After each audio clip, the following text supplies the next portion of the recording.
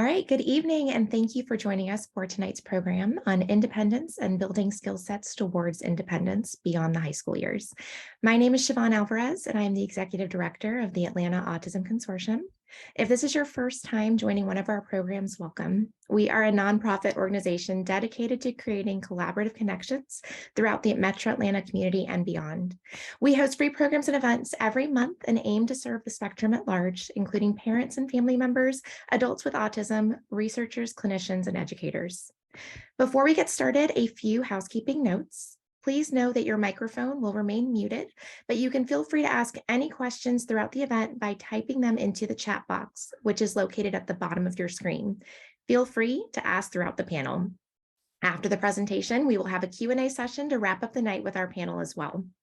You'll also receive an email with access to the presentations that are shared tonight, as well as the contact information for all of our panelists tomorrow. So please just feel free to focus on the information being shared and don't worry about taking notes. We'll make sure you get this information.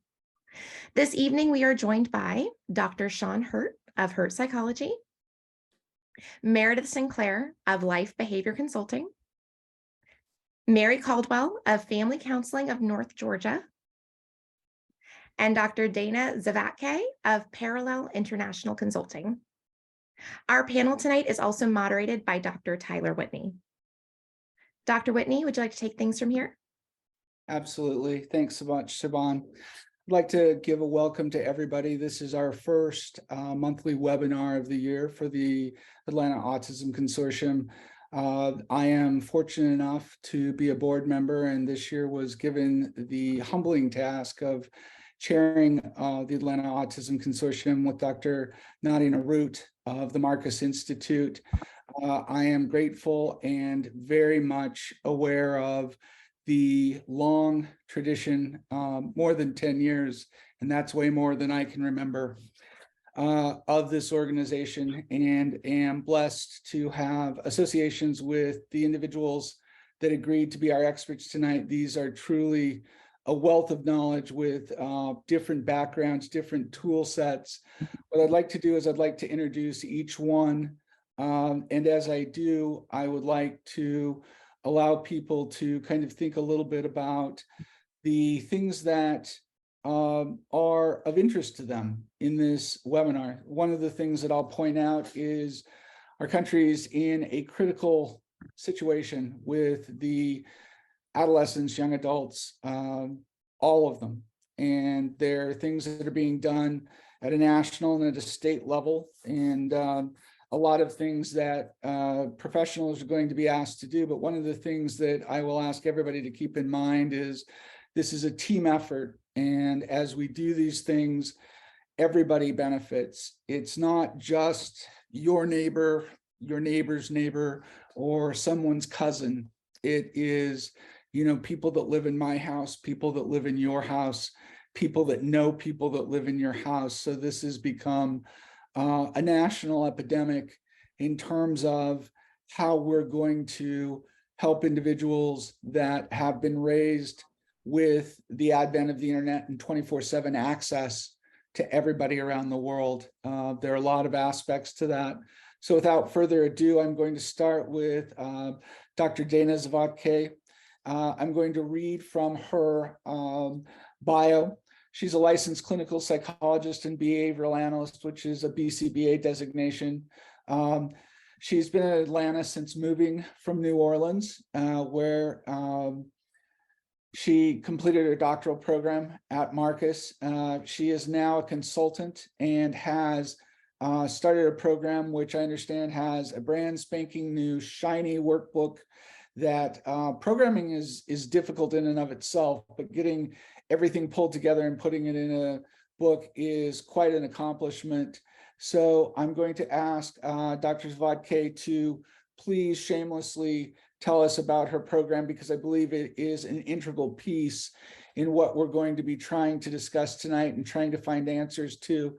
So without further ado, Dr. Zavatke. Thank you. I'm very happy to be here, and will shamelessly plug everything that we're doing, because I do hope and believe that it will help make this process a little bit more accessible to the families that we're working with, and just overall, and expanding the reach in this area that Tyler, as you said, is such a underserved area and is becoming such an epidemic. It's definitely true. I will share my screen.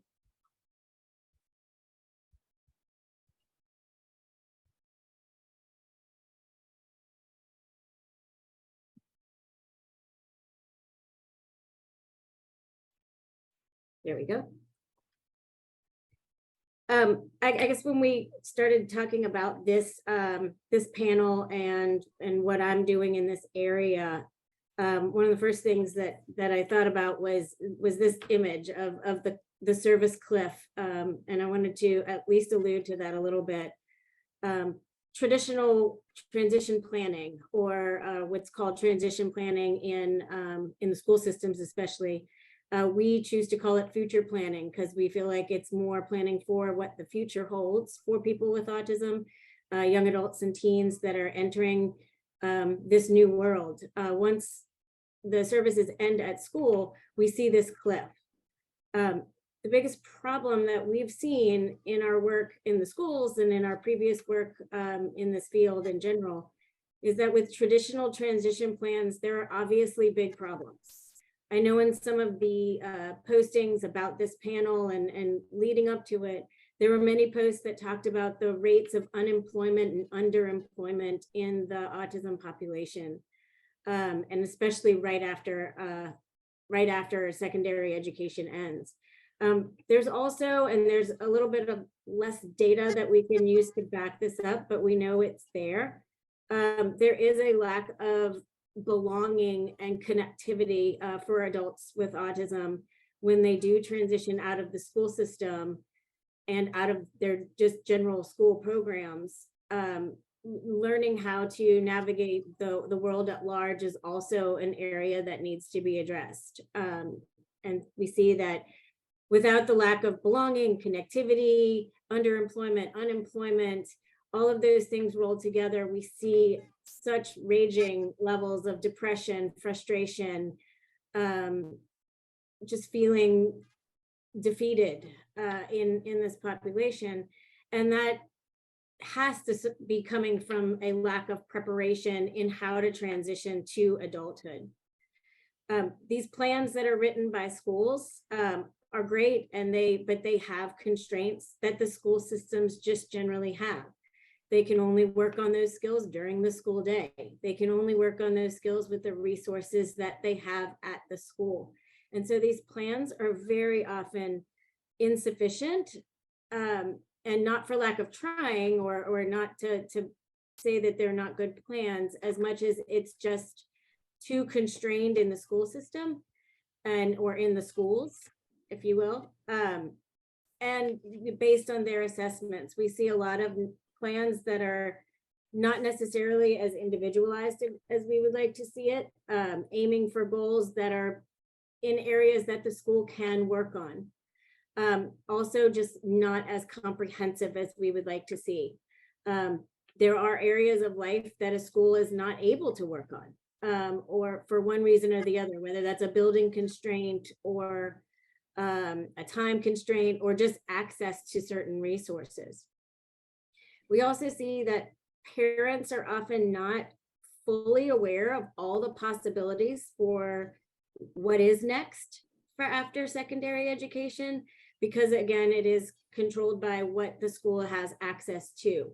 Many of our people that work with autism that we are working with have goals and have ideas of where they want to work and where they want to live and what they want their adult life to look like or be like, and their families have ideas of this, but it's unsure of what all the possibilities are. And so they're kind of aiming a little lower than I think they very often could, or aiming in areas that may not be exactly what they want. So when school ends at 21, so does that plan, or possibly even at 17, 18, if they're choosing a typical graduation path. And the problem we see again is that those plans then end. And this is what is referred to as that service cliff. They're no longer being supported by the school system. And it's kind of see you later, hope you're doing well. So what's needed is, how do we bridge this gap from where these students are now, where these teens and young adults are now? How do we get them to independence, adulthood, a life of purpose? When these robust and supportive services end, there's nothing. They are left to figure out placement in the next place, whether that's an educational setting or just a living setting or the world of work. They're unsure if a clear destination was even set, or was it just something broad. I think this student is going to work in the area of computers, or work in an office, or work in a restaurant. But we're not pinpointing exactly what that looks like, or exactly what position they would hold. Where are they going to live? It might just say, we'll live at home, or we'll live in their own apartment. But what does that look like? Is this in a supportive apartment? Is this an apartment in a different city than their family lives? Those are different skills. So the tools and the resources that are indigenous to school ecosystems are just not necessarily always appropriate or sufficient for what is needed for actually reaching what is next. So the solution is actually building this bridge. We've got to connect the two from what is now and eliminate that cliff, and instead hit what's next. The people before turning 14 years old, many of these people, like I said, do have an idea of where they want to go or what is next, and maybe even what is next and what is next. They do have ideas or thoughts or goals of where they want to be when they are functioning adults. So the solution must be centered on the wants, desires, needs, and direction of the one that's being planned for, not for the ecosystem where they are now. So we need to help people. And this is how Parallel came to be. Parallel is a company that I work in, me and my partner, Megan. And Parallel came to be because no one seemed to be focusing in this area. No one seemed to be focusing on making a real plan. So we attack this in two ways. One is future planning, which is what we're talking about today. And we do that in a variety of ways.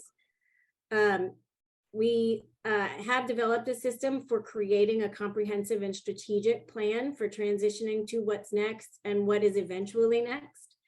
And then we took that and put that in a workbook form to make it a little bit more accessible. And I'm going to talk about that a lot more. And then we are also providing some workshops that will be coming soon, as well as some online resources and online workshops that are based on this process to help more people make it through this process and have a real plan. Just as a side note, we also are working in workforce and community development, because as we are working and better preparing people with autism and other neurodiversities to reach what's next, we also realized that the landing places, the places where these people are going next, needed to be prepared for what that means. So we are working in community settings as well as in workforce development to hopefully, again, make that bridge a little bit stronger so that there is a safe place where people with autism and other neurodiversities can end when they find what's next. So here's the shameless plug. This is our workbook. It's called the Roadmap Lab, because what we've found is, or kind of when we were putting together our process, it really is like planning a road trip. You are getting from point A to point B, and then when you get all excited because you reach that destination and you had a good trip, what do? We plan the next one. So there's always a planning, there's always planning for what's next, and it can be done over and over. We wanted this to be inaccessible. We are working with families directly and providing this plan and working with them to put together the plan, but it's just not accessible to work with every family one at a time. And not everybody is interested in that or can do that. So this workbook is a step-by-step. It is the same process that we are using with our clients to work them from where they are now to what will be next and how do we get there. And I will say that starting tomorrow at noon on our website, which will be provided at the end, we will be offering for attendees here a discount code AAC 2023 to get 10% off of the book and free shipping for the weekend. So if anybody is interested, it will be on our website, and I'll make sure that you have that information. So the Roadmap Lab is literally following this path. It is a 12-step process to building the plan. And that includes building the plan as well as the team of people that you will need to actually implement the plan and hopefully reach your goals and get where you need to be.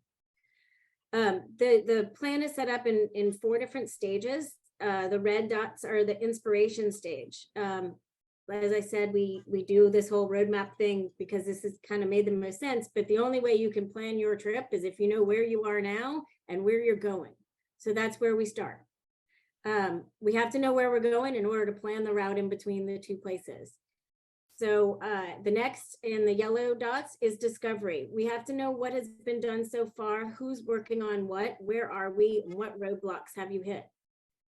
In design, we design the actual plan, setting the goals, looking at what lofty goals, big goals we need, and then what skills are needed underneath those to actually reach those goals. And then in the green dots, we do have the actual travel. And that is building the team of people that are going to be responsible for teaching these skills in many different ways, according to however and whatever systems that they are using. Most people learn their real skills, their real world skills in a variety of different ways. So this is not to say that this professional on your team is going to work on just these goals and this one is working on something else. It's everybody who's part of the team working on those skills and guiding that, we call them the traveler, guiding your traveler to the destination that they have.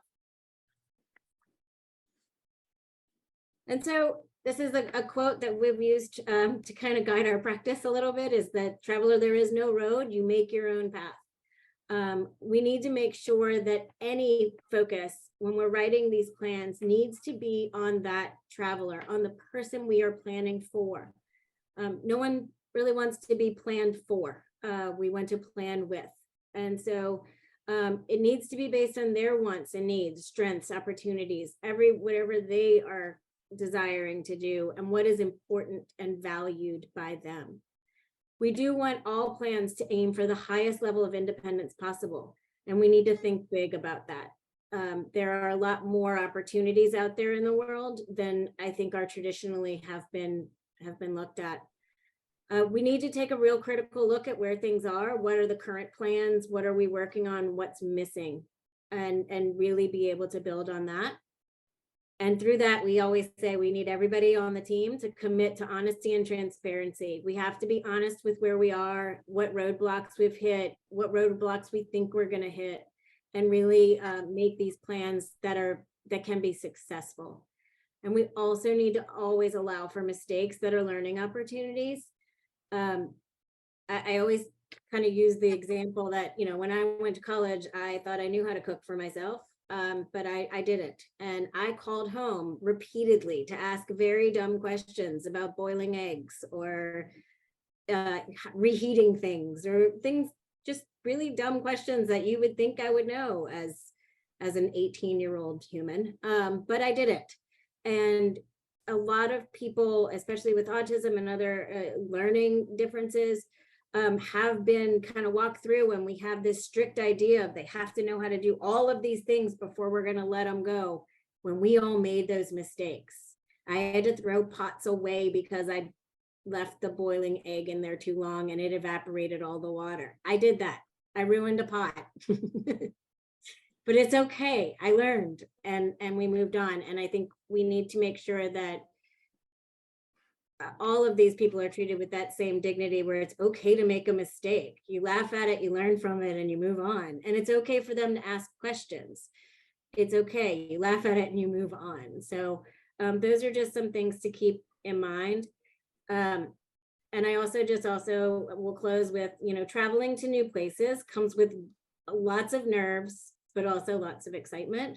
So take it all in and enjoy the path, enjoy the journey. And see how amazing it is when we can have people reach their destinations and be successful and connected and belong. And that's what we are aiming at with our work. So thank you.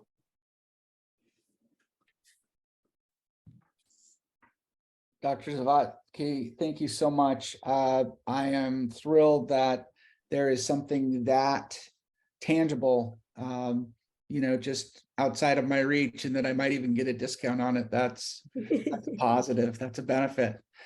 I think you make a lot of incredible points, but one of the things that I typed in the chat, and Siobhan, I'm not sure if everybody can see my stuff or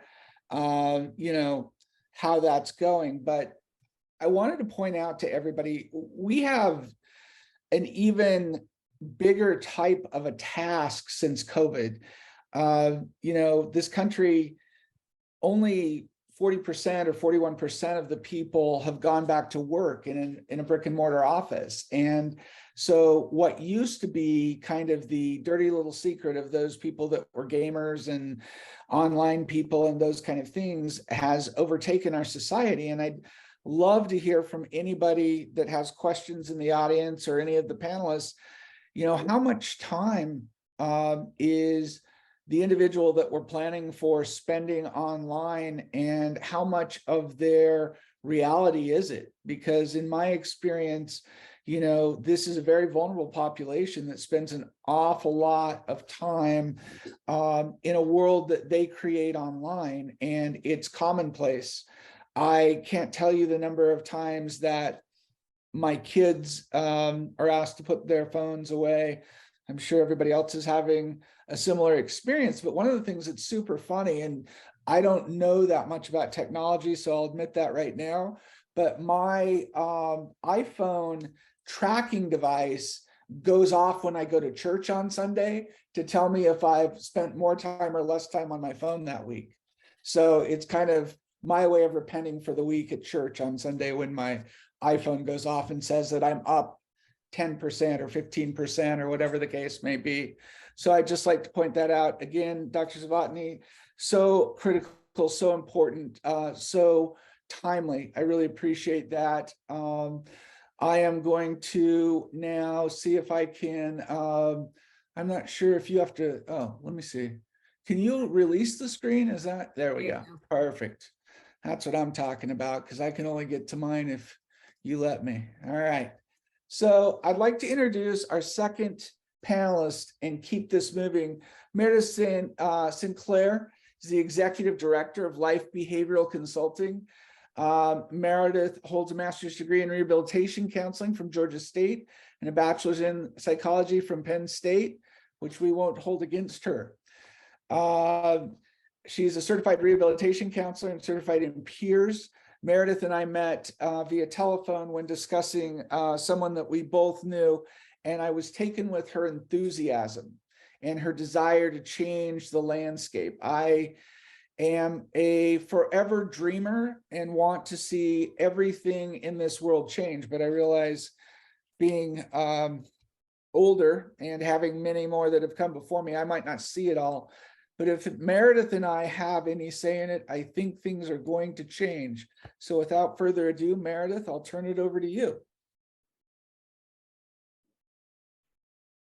Thank you, Dr. Whitney. That was a amazing thing to have to follow there. So no pressure, but thank you. I do think, that is something that does describe me and everyone sort of on my team at Life Behavior Consulting, like the enthusiasm for it. We really do love what we do. It's almost hard to see it as work in that sense, because we do love just supporting people, helping people. And I think for us, it's about connecting with people and really, getting, as we're talking about today, getting to the root cause of like, what are some of the causes of these issues? What are some of the things that we can, set up a plan for? Of course, we can't be aware of like everything that's going to happen, everything that's come up. But when we get people with a strong social support circle that have, professionals, family, friends to kind of bounce things off of experiences and help them really know what skills they need to build, what is going to be helpful. So thank you so much for having me be here.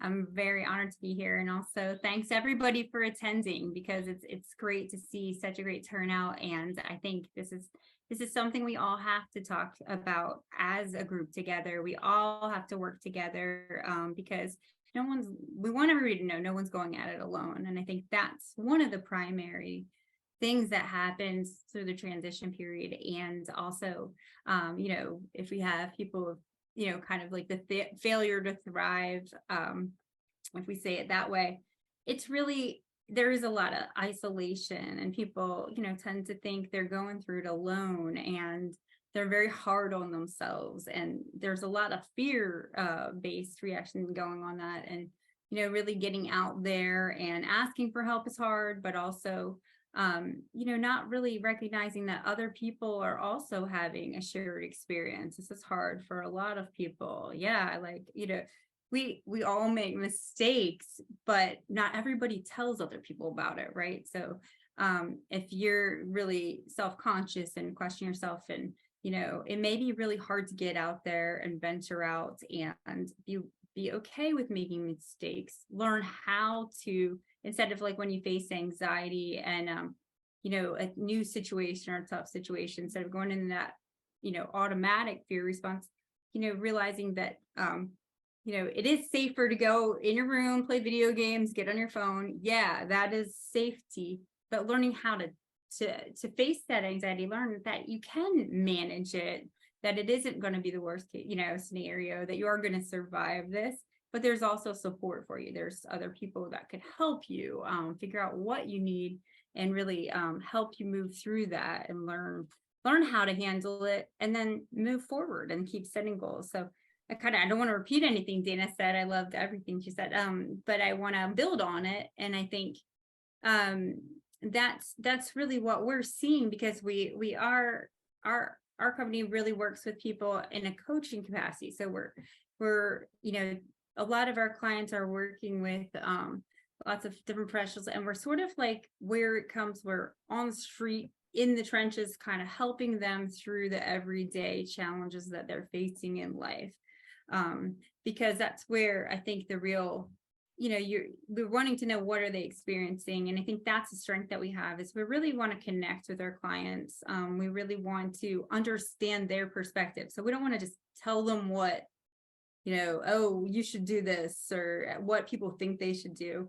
We really want to understand what's going on in their life. What are their goals? Like, what are things that are important to them? And then also really getting to the root cause.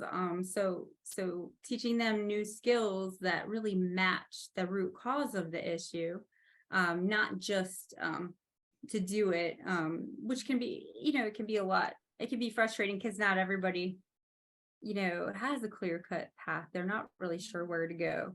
And so being okay in that, and saying, okay, maybe I'm exploring, maybe I'm learning about myself right now. Maybe I don't have to make all the decisions right now and know everything. Maybe I'm going to be learning as I'm going. That can be really, really a scary, scary place for anyone, especially people of autism spectrum, that want to know what to expect, that want to know exactly what the outcome is going to be. That kind of, facing, really being in a space where there's so much structure in school. You know what to expect. You're with the same people day in and day out. You have the teachers, really kind of venturing out, whether it be college, whether it be maybe your first job, or going out working, or training programs. That's hard. It's all new people. It's not the same predictable environment. And they have to learn to navigate that. And there's so many things that come up for our clients. Just fear of success is a real thing. What if I am really good at something, and then what about more is expected of me then? Oh, whoa, what if I have to do that adulting? If I'm good at it, then maybe my parents are just gonna abandon me, and I have to be totally independent, and I'm gonna have to do everything on my own. Like, what happens then? So sometimes they do little self-sabotage, or they do have some insecurity about that. So we like to talk about, it's more about, for us, it's like interdependence rather than independence, because I think the idea that if I have to do everything on my own, how's that going to work? What if I then make a mistake and then I have no one there? They're afraid of falling on their face just like anybody is. So I think it really is learning that strength comes through asking for help, being more comfortable admitting, I'm not sure how to do this, you know, hey, I burned a pan, like, do you have any tips for how to not do, you know, what should I do? And we're very open with them about that. Also, we share stories and, you know, are vulnerable with, yeah, that's happened to me too. And I think that builds trust, and that builds a sense of, okay, you know, it's not like I'm just going to be corrected for my mistakes.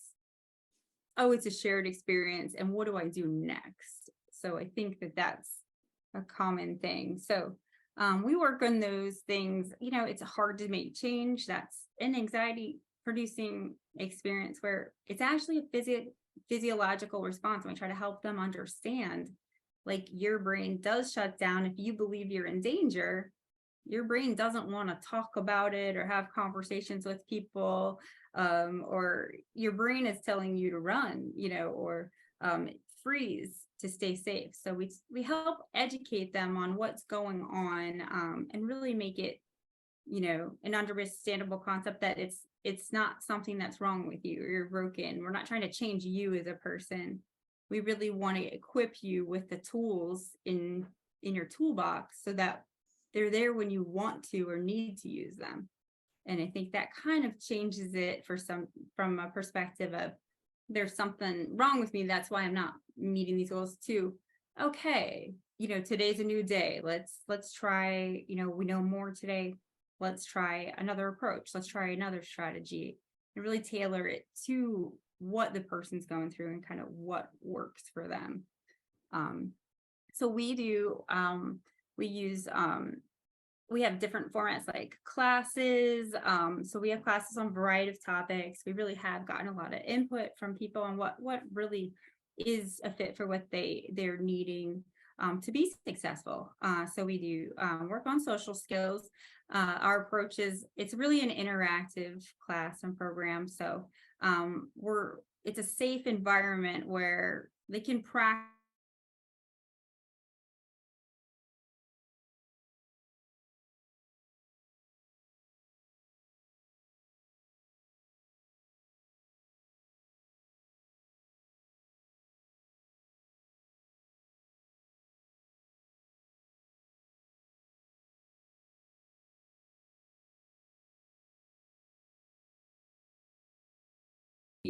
whatever you know, place they are in it, because I think there's a lot of you know, a lot of people feel that regret, or that they're behind their, you know, what their peers or, you know, other people are doing, like, oh, I'm behind that, and the schedule or something. There's no real schedule. So I think it's, you know, there's lots of people with a lot of, yeah, exactly. And I want to say that too, in response to that question, that can start any day. I think, oh my gosh, this is something I wasn't aware of that I want to work on. So nobody's behind schedule. And I think it's a lot of people are really hard on themselves. So thank you for that. But some people, you know, maybe need support with how to be successful at college. It's like all the things coming at you at once, you know, social, you know, classes get harder. Everything gets harder. Adulting is hard. So those are all things that we want to prepare them for, yeah, as best as we can. And then also career, there's lots of different paths. Some people have amazing skill sets, and those are going to be just as useful as going to college for those things. So we want to really help them figure out what's the best path. And it may be college, it may be training, or it may be learning how to advocate for themselves and say, this is what I'm good at in a job interview. So I'll just kind of wrap it up. And I wanted to share. So, and these will be available. I'll just kind of run through real quick. These are just some of the programs that we are having coming up.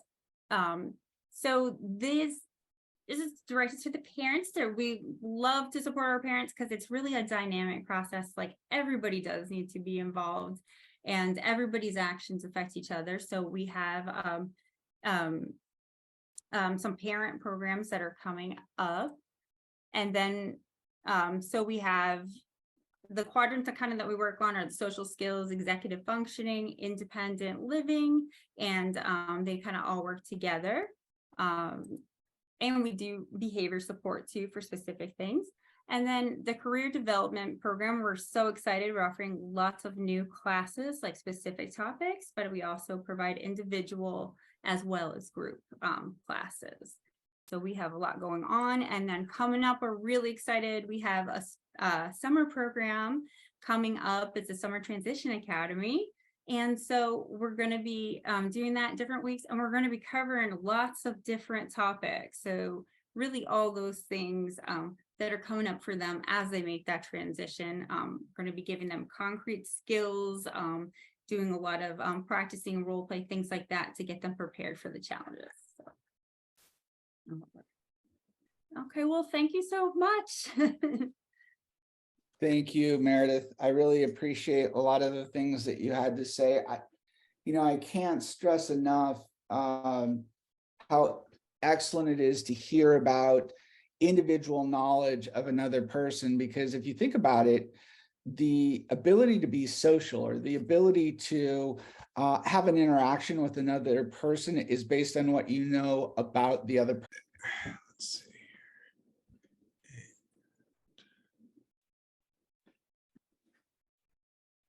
All right, can I get a thumbs up if you guys can see that? Okay. All right, cool. So yeah, I'm Sean, and first I want to talk about a myth, right? The myth is that, oh, back in my day, we all, went out on our own at 18 and we didn't have any help and and it's like, one, that probably wasn't true in the first place. And two, that, things are different now, right? And so what I really would like to talk about is, what are the recent trends, right? In terms of when people are leaving the home, possible reasons for these trends, because there is an uptick, right? And then how to assess, where a transitioner, or I love the term traveler that was used earlier. Where are they in that, right? Because it is very individualized, right? Not everybody has different strengths and weaknesses.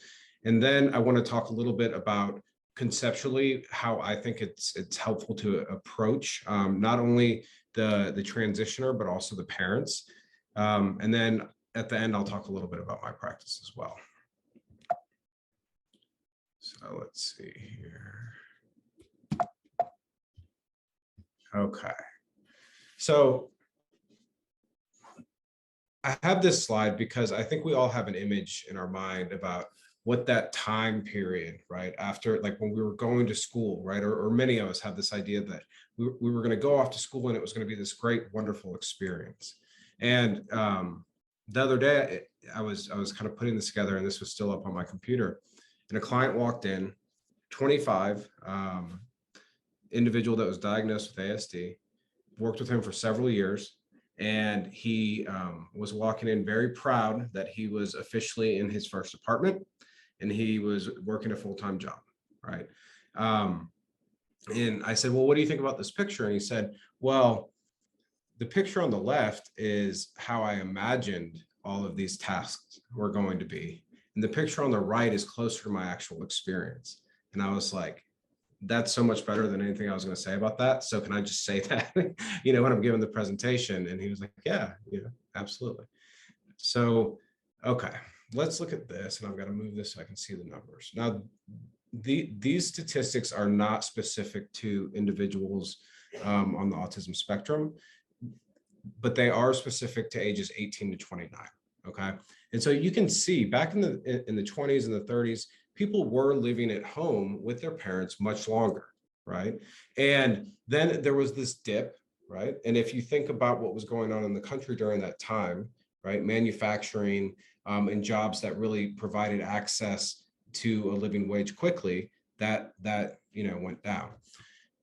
But then you see this steady climb, right? And so I'm going to talk on the next slide exactly what what is thought are some of those reasons. But one of the things that I want you guys to notice, if you look closely on the right side of the screen, where February 2020, it was around 47% of young adults 18 to 29 were living at home. In that 5-month span in July, right when COVID happened, it went up like 5%, right? And I actually couldn't find details about like current, like 2023. But I just think that that's interesting, right? And so the idea that like everybody used to get out of the house when, you know, when they were 18, that's not what the data shows, okay? Let's see. All right, so what are the reasons for some of these changes, okay? One thing is that the dollar doesn't go as far anymore. Rising rent prices, rising mortgage prices, right? Not to mention that in order to obtain a job that allows for a livable wage, right, there's this educational requirement, right? In many cases, right? Or even, you know, if you're going to learn a trade, right, there's still this time period where you can't go right into the workforce and be able to support yourself and so on and so forth, right? Others believe that marriage occurring later is a big part of that, right? That used to be the launching point when someone was going to get married. And of course, as a result of that, they think that the changes in attitude towards premarital sex, you know, contributes to that. So I'll let you draw your own conclusions. The other thing is that throughout high school, right, young adults now, right, adolescents, young adults at this point are more structured, more scheduled, more told what to do than they've ever been, right? And as a result, what happens is structure, and then, you know, this imaginary line is crossed, and it's like, okay, now go out into the world and understand how to, you know, be responsible, right, and keep appointments and so on and so forth. And so I think that's part of it. The other thing is this increase in virtual bubble worlds, right? That is a term that Mark McConville came up with in a book that he wrote. But basically, what a bubble world is it's this. It's similar to like a holding environment, right? Where you can go and you can have relational needs met, right? You can have some sort of goals, right, that you work towards, right? That provide achievement, right, and respect in the community, right? And I bet you if we polled everyone, right, who knows somebody tonight that's going to go jump on Call of Duty or World of Warcraft or whatever, right? And that is precisely, right, part of it. And so why is that keeping people in the home longer? If you're getting some of those needs met that naturally would draw people out of the house, right, in the house, not only are you getting those needs met there, in some ways, I would argue about that, but you believe that you're getting those needs met there, but it's also making you more scared to then venture out, right? Because the more that we avoid something, the scarier it becomes. I often, you know, will tell my clients, it's like, imagine that you're, you know, a younger version of yourself and you're in your room and you're absolutely certain that there is a monster in your closet. If you get up, right, and you run to the door and you open it, you realize you had nothing to be afraid of. Even if you yell to one of your parents, right, for help, and they come in and they check in there for you, right, suddenly it's not as scary. But if you hold off and you just sit there and you think about its teeth and its claws and so on and so forth, before you know it, you're absolutely terrified and certain that, you know, there's a monster in the closet. All right, so on this next slide, one of the things that I want to talk about is there is this idea of, you know, one of the questions I get the most from parents is, you know, I don't want to enable him, but I also don't know what they can do, right? And I don't want to set them up for failure, right? And there's a difference, right? And a very real difference in, I think, limitations, right? Which is truly at the edge of one's ability versus a skills deficit, right? Or what I would add is like an experience deficit, right? And until someone's had an experience, and then you don't really know whether or not it's outside of their, you know, their abilities. And so I think that providing the support, right, where they're willing to learn the skills and willing to have the experiences, is the way to kind of navigate, right, through some of that, what appears is willful avoidance, right? But in my experience, I really find it's not that, this generation or, the younger generation, whatever's younger than me, right, is avoiding or doesn't want to achieve. It's just that they're scared to death, oftentimes. All right. So what are we talking about here? Okay, we're talking about developmental tasks, right, that are normal, by the way, to be making this transition, right? And the first one, and I need to give credit to Mark McConville, because the responsibility, relationships, and relevance is something that I took directly from him, because it just works so well with my conceptualization, right? But so responsibilities are kind of like those tasks, like keeping appointments, right? Waking up on time, rescheduling appointments, so on and so forth, right? And those are the tasks that if those are done for you throughout the entirety of your life, right? To suddenly think that now you're going to know how to do that. It's making the phone calls to cancel the appointment, right? So on and so forth. It's just unrealistic, right? And so I think that one step of this, right, when we start to think about how to help a transitioner is, we need to figure out what are the silly things that they don't want to admit that they don't know how to do. And then ultimately, like, can we walk them through it, or give them, very solid advice, right? Or if it's a phone call, oftentimes I'll say, do you have the number? And they'll be like, yeah. And I'll be like, okay, let's call right now. and then we're able to have that experience, and then, and then process it after. Relationships. Okay. So developmentally, right? Historically, parents have been supervisors, right? And if there's not that shift, right, in their relationship, they stay supervisors, and typically there's more tension, right? And then, the transitioner does not want to engage in anything that the parent has to say. In fact, all the time I have parents say, you told them exactly what I told them. I was like, yes, I did, right? And so there's that portion of it as well, where it really you want it to be more of like a consultative role, right? Rather than a supervisor, right? What is it that is important to them, right? And that's how we're going to get the motivation, right?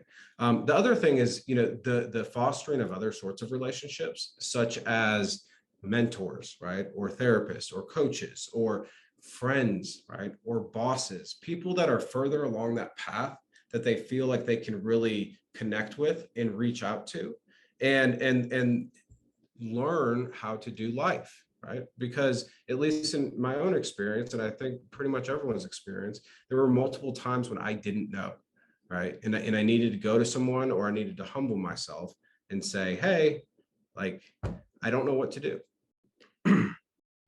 The last part is relevance. Okay.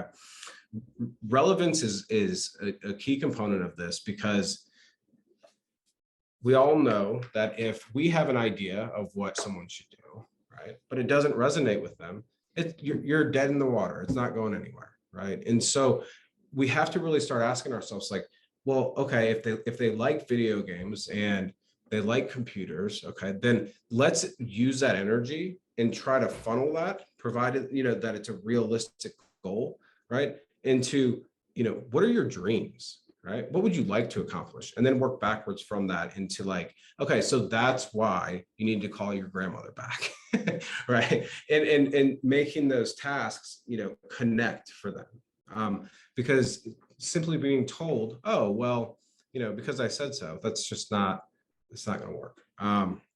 Okay, so I also think that the parents have developmental tasks, right, that are a part of, this time period, right? The responsibility in my mind is that you have to try to see beyond the avoidance, right? You have to try to take the time to understand, what is going on, right? That the young adult just is like, why are they in their room, right? Why are they not leaving their room, right? Why can they never bring the car home with gas in it, right? Like all of those things, I think that that's a responsibility of parents. I also think that you want to start to confirm your belief in them, right? If we always do something for someone, it's my belief that there's a message that's not intended, but often felt, that is, I don't actually think that you can do this, so let me do this for you, right? And that's just not helpful. And it's really easy to fall into, right? So the next part, relationships. It's monitoring your own behavior, trying to make that transition as less of someone who's going to supervise and more of someone that's like, hey, like I'm here if you want, if you want some advice, right?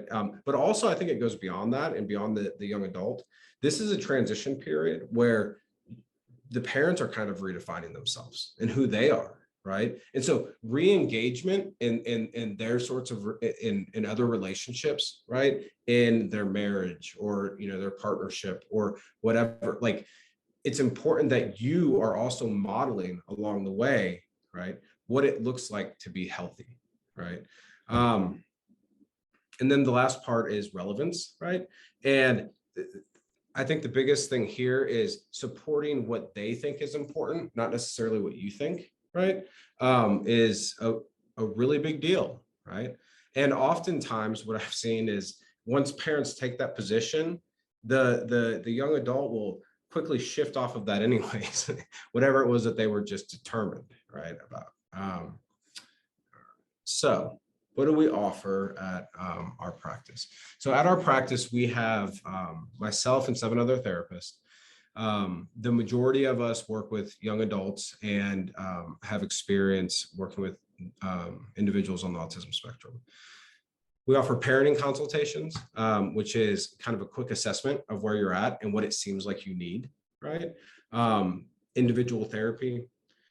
The individual therapy is varied, right? And it can look all the way from supportive psychotherapy, right, to very focused, right, like skill building, such as, learning DBT skills, right? Or to Meredith's point, right, learning about the nervous system, right? And why those things are important, right? So we also have other individuals at our practice that offer EMDR, brain spotting, and RRT. Which we've been seeing is really effective with those, I don't even want to call them micro traumas, but the cumulative trauma that happens from interpersonal, poor interpersonal relationships and them going poorly, right? And we've seen really good results with that often open the door to the next step, right? Group therapy. The way that we run our groups is we figure out what's needed, and then we figure out if there's one of us that is a good fit for that, and then we'll run it, right? We've done relationships and dating on the spectrum groups. We're getting ready to start a group that is the main focus is like, I'm a young adult and I have ASD and I'm trying to get my life going and I want some people to hang out with, right? And that's kind of the premise, right? Is just like connection. We do some executive functioning work, although it's not like our main thing there. And then, the one thing that's different that I think about our practice, and it sounds like with everybody else here, is that it is this very, like, there's a realization that of how important a personalized approach is, right? And let's say, and this really happens, that Meredith and I share a client, right? We're going to be talking with one another, trying to understand what it is exactly, that the other one's doing so that we can best serve the client, right? And so that's another thing that I think is really important in this. And like everyone has said so far, the team is so important. Let's see, I said a lot. I think that's it. I don't know if I went over. Hopefully I didn't. So yeah, so that's us. And that information you will be able to find, after this and so on and so forth. And thank you. And I'm going to kick it back to Tyler. Sean, thank you so much. I thoroughly enjoyed it. I understand a lot about what you're talking about in terms of creating space for relationships to happen, because one of the things I think that is key and is a forgotten art is, anytime I watch my son or anyone else play video games, anyone on the video game is always cooler than me. One of the first things that I learned in training, a guy named Steve Gutstein in Houston of relationship development intervention fame, said to me, "You need to be the most interesting thing in the room." So he said, "Get rid of anything that's more interesting than you." So that has to happen. I mean, the person with you has to want to be with you. You need to be that driving reward. And my belief is that every single message that we've heard tonight is about that, is about your experience with another individual being the reward. It was talked about in terms of parents. It was talked about in terms of individuals that are trying to progress. And now, not to bring up the person that is going to bring us home with parents, Mary Caldwell, mental health and wellness consulting specialist in autism spectrum disorders. She's worked with individuals and families, and her expertise is in supporting families, individuals, and couples. Mary is a licensed professional counselor, and she has not only a lot of wisdom as far as it comes to parent and child relationships, but I can personally attest to the idea that Mary has her own thoughts and ideas about how that works. And I think that's great because, quite honestly, there's no manual for kids. I tell parents all the time, they're not born with manuals. There's no page 59 that we can go to and find the answer to this. So without further ado, Mary Caldwell. Thank you. Yes, I've been able to merge my love of the autism community with my passion for parenting counseling. So it's a pretty cool collaboration here. And thank you all for being here. And I'm honored to be here with Dana and Meredith and Sean and Dr. Whitney. I've learned so much already. So give me just a sec. I'm going to share my screen.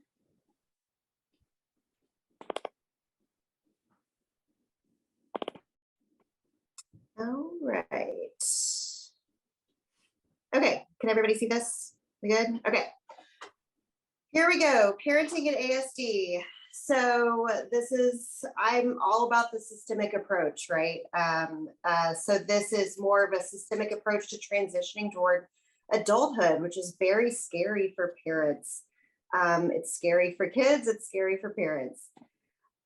So here we go. I was asked to come up with a list of considerations for parents, and I had a hard time keeping the list short. So I picked 6 of my favorite things. So household expectations and boundaries, consequences, emotional recognition, finances, which is a huge one, obviously support systems, and then resources for families as well. So let's dive in here. All right, household expectations and boundaries. Here's the issue, right? I'm 18, I'm an adult. What does that mean? It means something different for everybody, I think. So let's think of it for an individual with ASD. It could mean a spectrum of things. So from a parent's perspective, independent living, that's a topic that comes up frequently, whether my clients have children that are 5 years old or 25 years old. So is independent living reasonable, or is it impossible? That's subjective to so many different things, and having parental support, you can work through that and figure out what's going to work best for your family. To your point, Sean, you said that there's a higher percentage of individuals living with parents now. Yes, so let's think about that with curfews and rules and boundaries. How do we set boundaries as parents for adults? There still need to be boundaries and expectations, regardless of age, truly. So talking about it, having that open discussion with your teen, with your young adult. And again, to what Sean said, I think you said it was more of a consultant, less of a supervisor. Ask them what they think, right? What do you think is a reasonable expectation? What do you think the boundary should be here? That way it's more of a collaboration, a family plan, not just, I'm telling you what to do, this is it, my way or the highway. So what's realistic? And again, that's very subjected to diagnoses, behaviors, emotions, that sort of things. But I think all of this can be done with family meetings. I think it's kind of cheesy to say that we should have a family meeting around the table once a week, but these are the things that need to be talked about, and maybe they're not being discussed enough, right? So I think it should be a discussion. It shouldn't be a demand. That's how you build the relationship. That's how you're able to maintain the boundaries and expectations of the household. Moving on, natural consequences versus discipline. So this is interesting because you have to think of, now you have an adult, right? You have a legal adult, 18 years old. Let's consider the law here, and what are the legal boundaries? Again, use that collaborative approach and ask your child, what do you know about the law, right? What do you know? What kind of rules you're allowed to or rules you need to maintain, right? The boundaries of the law. Have that open discussion with them so that it's not a secret, it's not scary. And then I think it was Dr. Whitney, you said the word punitive. Well, that made me think of that punishments are punitive, right? Well, let's talk about discipline over punishment. Let's make it a life lesson. Because as a parent, that's the goal, right? Is to teach your children and guide them and give them life lessons so that they can be independent adults, good citizens. And then I put this in here as double consequences. I feel this comes up a lot. If a consequence is given outside of the home, for example, your teens in high school, they get in-school suspension for playing on their phone. Do you give a consequence at home? Have they already received the consequence?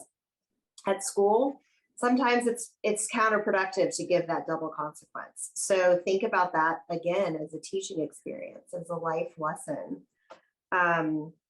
And it's a great opportunity, again, to go back to that family discussion and set boundaries and expectations. All right, this is where I geek out over is emotional recognition. I love a feelings wheel. So I think it was Dr. Zavatke that said to be vulnerable, right? We all feel different things. It's okay to be vulnerable. It's okay to feel, and it's okay to validate feelings, good and bad. So the way I look at feelings is you recognize the emotion and then communicate about it, right? Talk to your child about it. Then you can come up with ways to regulate it. A parenting counselor, a family counselor can help with this big time. And then it goes to modeling behavior. So if parents can talk about their emotions, I feel disappointed. A lot of parents are scared to do this because they want to avoid conflict, right? They don't want to cause a disruption in their ecosystem at home. And there may be high emotions and behaviors that are a little dysregulated when it comes to emotions. So finding ways to regulate it and modeling that behavior for your child or your teen, and using a feelings wheel. I have one on my fridge. I'm looking at it right now. I pull it out all the time with my own son. So, and then it all goes back to communicating, right? So with those family meetings, sit down, have emotional check-ins, and it's okay. I feel generationally, a lot of us were told not to feel, right? Or stifle your feelings, or just get over it, you know? But now we're really learning about how important emotional regulation is, and recognizing it and feeling those feelings, because you're going to feel the good, the bad, the ugly every day for the rest of your life. No matter what your diagnosis is, you're going to have good days and bad. It's good to talk about them, to process through. And with teens and young adults, timing is key, right? So you want to make sure that tensions are not high. You don't want you to be at a 10 and you say, well, how are you feeling? So let's take a break, take a beat, and then talk about it later on if you're in the middle of conflict. All right, here's one that comes up all the time with parenting. I would say 90% of my sessions we end up talking about money.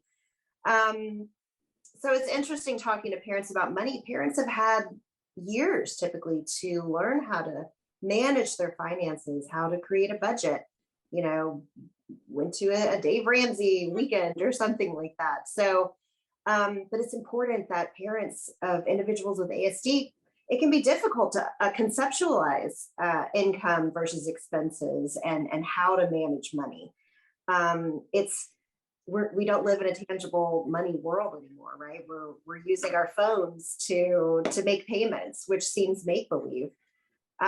So starting with small, manageable amounts at a young age, that's a good way to teach responsible saving and spending. Using cash is important, right? Because you've got the money, they literally have a number on them. So credit cards might be unrealistic. That's depending on level of functionality, obviously. And then going back to avoiding conflict. So when to say no? Are you avoiding conflict, or are you going to teach a life lesson here? Consider the natural consequences of it, right? So you could say, no, you cannot buy this video game. You spent your $20 and it's gone. Or you can cave because you don't want to, or you want to avoid conflict. So use it as a teachable moment, right? And get off that feelings wheel. And I guarantee disappointed and frustrated will be on there. All right, so this comes to the support system. I think it was Meredith that said having a multitude of support out there is so necessary. So let's dive into counseling for the teen. And I say teen, but it can be adolescent, teen, young adult, really. There's so many awesome, we saw tonight all of the great support systems out here for individuals with ASD. So you've got individual counseling, group counseling, support groups too, coaching, which is more about the here and now. And then determining the level of care, right? So we may need to go more of a Marcus Center route or a more residential sort of care. Or that can be done outside with coaching, like what Meredith offers. So here's where I come in, counseling for parents. It's needed, but it's not usually considered. But why is that? Why don't we consider counseling for parents?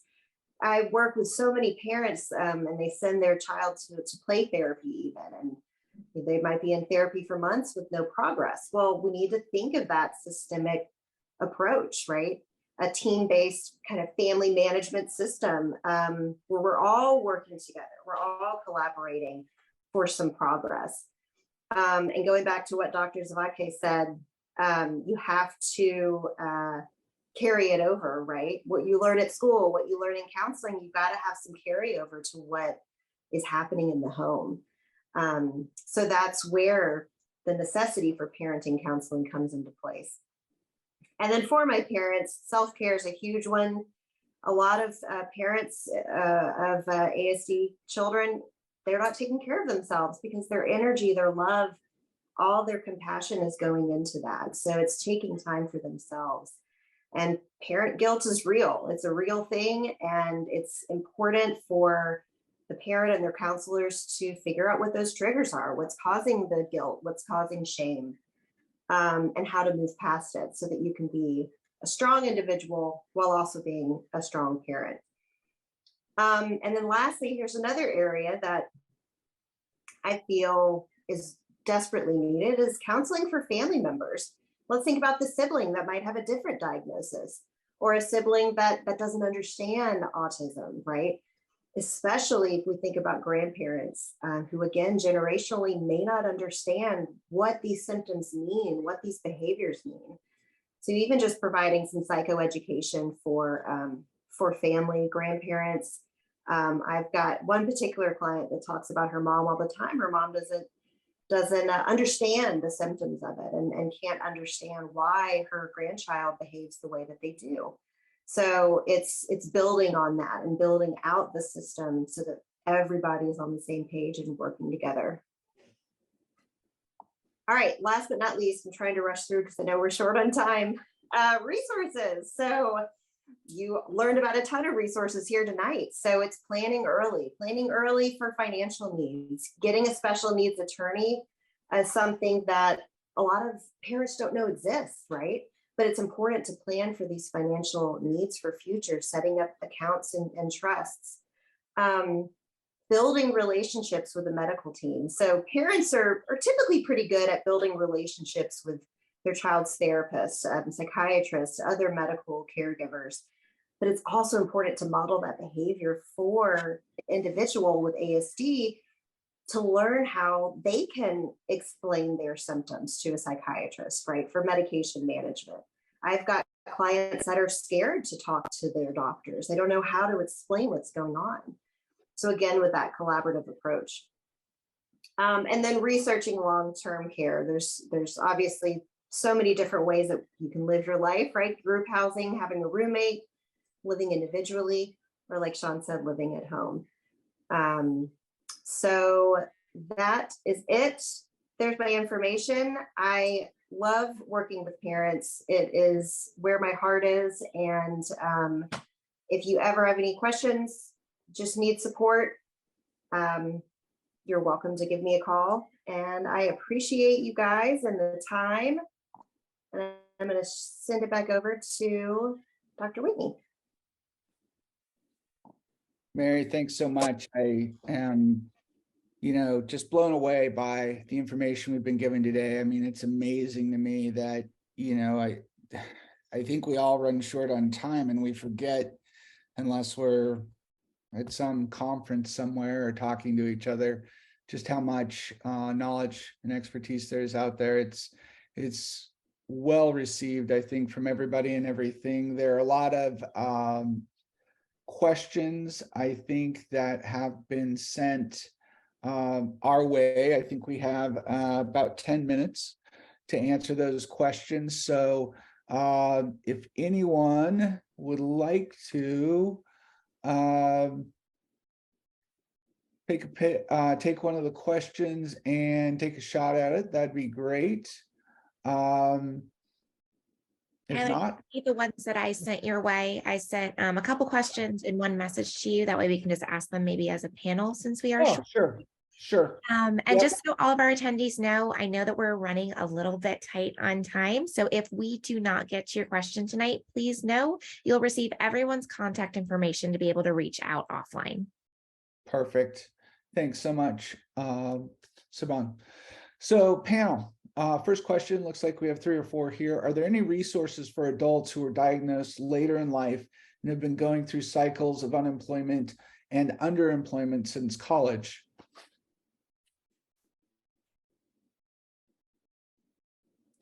I know that we are working with some young adults. We have a couple of clients even that were diagnosed, well, one in particular that was diagnosed at the age of 30.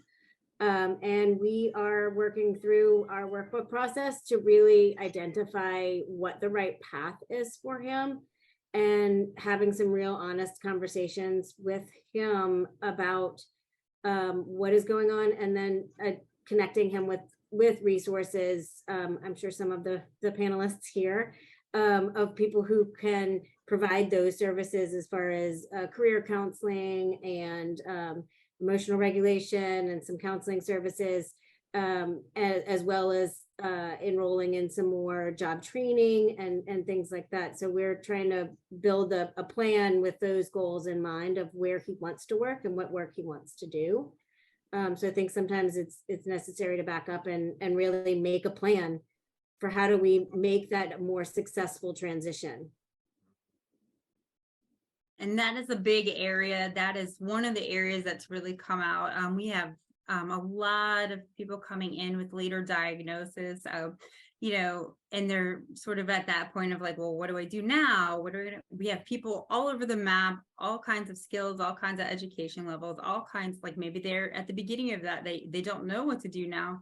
But we also, so we have a lot of career services that, you know, we have classes that are specific topics, but we also offer individual career coaching. So really helping that people really, but there's all ages. And so we work from 14 all the way up to, I mean, we've had people in their 50s come and they're, you know, looking to people, a lot of people want to change careers and don't really know, or they're maybe curious and they want to learn more about something and they're not sure, like, what are the social demands of that going to be? What am I going to be expected to do? Can I handle that?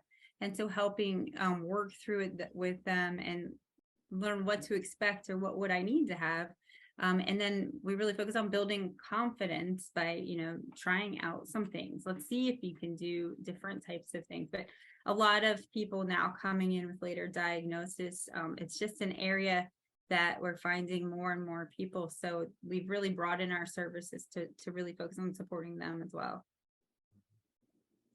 Thanks, Meredith. I think one of the things we also have to think about is the more people have difficulty or lack of success, the more you have mood and anxiety issues, the rates of depression and anxiety in individuals. I have incredibly bright individuals, physicians, attorneys, you know, that, and there was an incredible, I don't know how many of you are subscribed to the Spectrum newsletter, but there was an incredible issue yesterday that talked about the Royal Academy of Surgeons in London and how they are recognizing how many of their colleagues, they're saying upwards of 19% of their membership-based colleagues in psychiatry are on the spectrum, but they're afraid to come out at work because of the stigma and those kinds of things.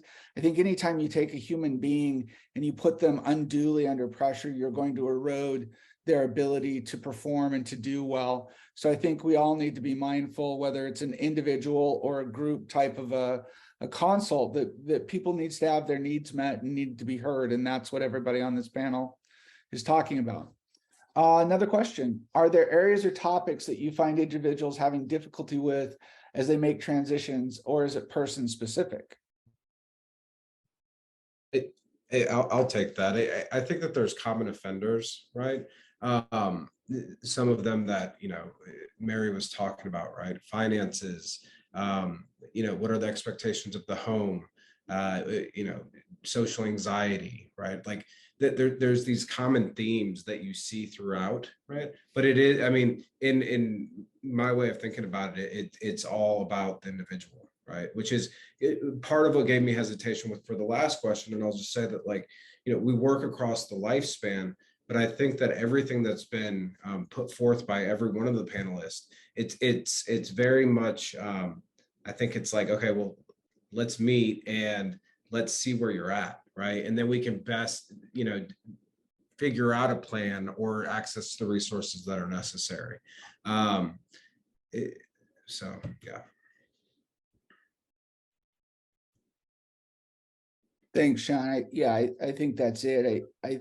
But the common offender thing is interesting when you think about it, because oftentimes if people don't address certain skill sets, they end up seeing that skill set even more embedded, you know, later on, and that can be super difficult. So I think, you know, I typed something to the panelists and to myself because of my lack of technological skill that said, you know, how many times do we see people that are, for lack of a better term, they don't have an honest relationship where they can have a conversation about what Sean said earlier about skill set deficits versus fear or anxiety. You know, you have to have that person. In autism and in autism research, it's often talked about who is the autistic person or individual's person. Well, that's simply saying the person that they have a relationship with that's honest enough to have tough conversations at times. Okay, so another one that should be specifically because it has your name on it. Meredith, are these services covered by insurance? Great question. So no, we don't currently take insurance. And I know that can be tough. We do we try to suggest funding support. So if people haven't heard of it, there's something called family support funding, and I encourage everybody to go and pursue that. And that's money for people with developmental disabilities that they can use for a variety of services that they need. Unfortunately, it is just to prepare people with a lot later diagnosis. There's a certain age cap for the diagnosis, but also we do try to help them find, funding, and we try to provide affordable services. But also we found sometimes there's some challenges associated with insurance, where sometimes the insurance companies kind of try to direct the course of services and tell us what to do, and it may not really be the best match for what we feel is best for the client. So we've kind of had to make a hard decision on that one. Thanks, Meredith. The other one and the last one, and I think this is a perfect question to end on. We've provided experience and responsibility and find a deficit in, quote, maturity. We have created schedules and strategies, and that only sticks for so long. Suggestions for lack of maturity in decisions, but mature desires.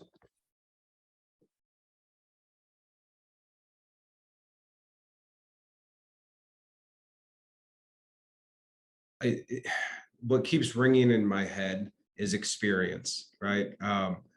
Having the experiences, right?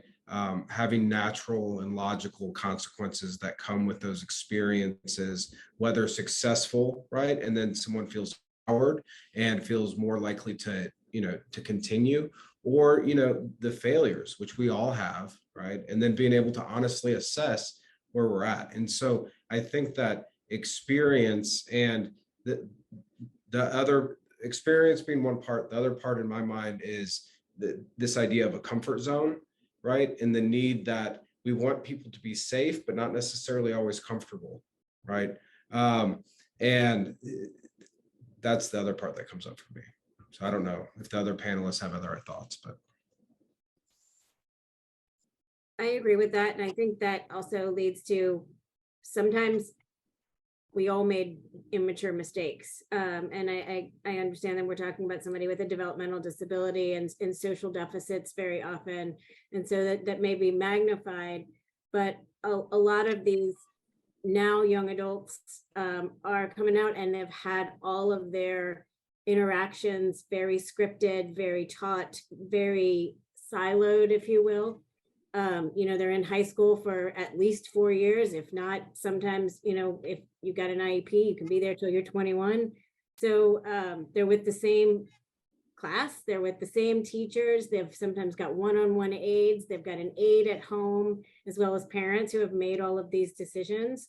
And I think some of it is allowing them to make those, and also having the conversations up ahead that may be uncomfortable. And if you don't want to have those conversations with your child, if that's not a comfortable place for you to be, finding a support person, a psychologist, a counselor, a teen mentor, something that could have those conversations ahead of those decisions of what the natural consequences are.